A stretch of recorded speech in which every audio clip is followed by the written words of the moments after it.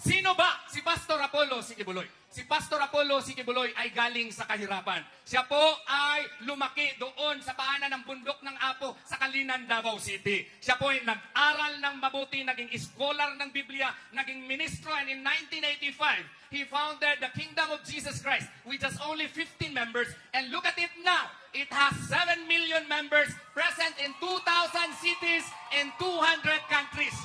Ako po ay Muslim. Iba-iba po ang relihiyon natin. Dapat po gamitin natin ang ating moralidad pag desisyon sa isang tao sumala or pursuant to our belief. Let us not use our set of beliefs to judge other persons. Especially in this case, si Pastor po, nakita po niyo ang kanyang mga achievements. Lahat po ng kanyang mga tinatayo katulad ng SMNI, pinagpala po ng poong may kapal. Kaya po naging magnet siya ng envy ng politika.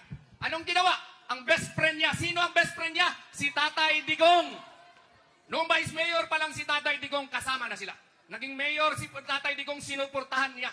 Nung tumakbong congressman, sinuportahan niya. Nung tumakbong presidente, sinuportahan niya. Ngayon naman, sinusuportahan niya si Inday Sara. Wala po noong plano magpolitiko si Pastor. Nandyan na po sa kanya ang lahat. Siya lang po ang isang mayaman na tao na maski tingnan po ninyo lahat ng kanyang propriedad, wala po maski isang propriedad sa kanyang pangalan. Ganyan po siya na pagkatao.